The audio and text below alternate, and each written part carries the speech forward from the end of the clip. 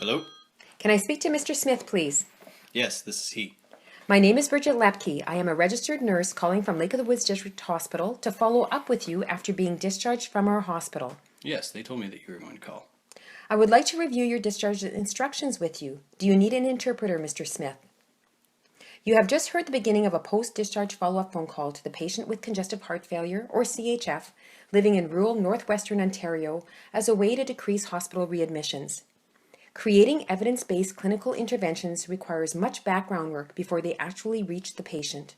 This presentation will use the post-discharge phone call to explain how a hospital successfully created this clinical intervention. The Knowledge to Action Process Cycle Framework and its 7 phases by Graham were used as their guide. The first phase is identifying the problem, reviewing related literature, and selecting knowledge. To facilitate this, the PICO formula was used.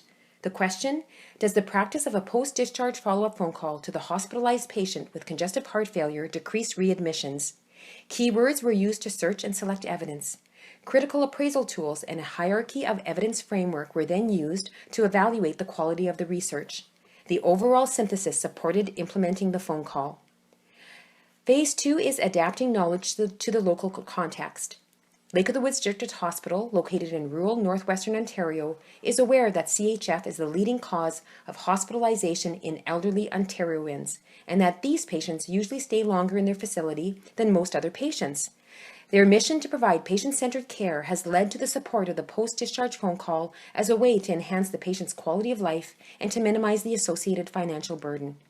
The third phase is assessing barriers to knowledge. In this case, the potential barriers to overcome are limited access to primary and specialist services, disparities influenced by the social determinants of health, difficulties in reaching patients by phone, language, and cognitive barriers, insufficient human and financial resources.